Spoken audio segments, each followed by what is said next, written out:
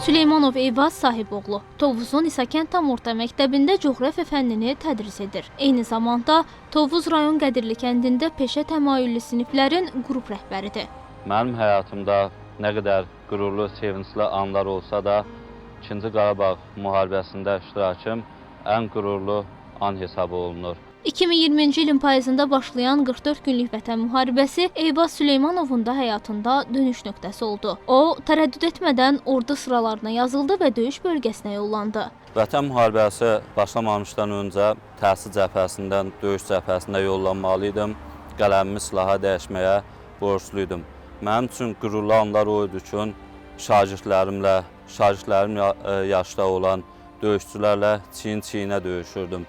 Mənim üçün qürurlu anlar o idi ki, həmin şagirdlərim yaşlı olan döyüş yoldaşlarım mənimlə eyni bölmələrdə çiyin-çiyinə döyüşməyi özlərinə fəxr bilirdilər. Eynən mən də onlar kimi düşünürdüm.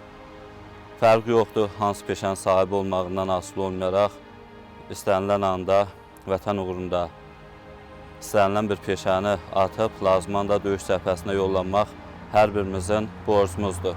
Daşkəsən Kəlbəcər istiqamətində Murovdağ əməliyyatlarında iştirak edən Eyvaz Süleymanov ağır şəraitdə belə öz döyüş yoldaşları ilə birlikdə düşmənə layiqli cavab verib. Hətta düşmənlə əlbəyaxa döyüşlərdə iştirak edib.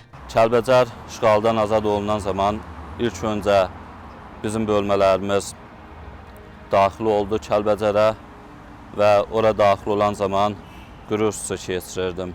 Ona görə ki, artıq 30 ildir düşmən tapdağında olan torpaqlarımıza ayaq basırıq.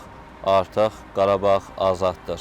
Eyvaz Süleymanov kimi igidlər sayəsində Azərbaycan bugün qalib, gənclərimiz isə qürurludur. O həm bir müəllim, həm də döyüşçü kimi xalqın yaddaşında qalacaq. Onun həyatı bir daha sübut edir ki, əsl igidlik təkcə müharibədə deyil, həm də gündəlik həyatın hər anında özünü göstərməkdədir. Bugün onun yetişdirdiyi şagirdlər Azərbaycanın gələcəyini formalaşdıran nəsildir.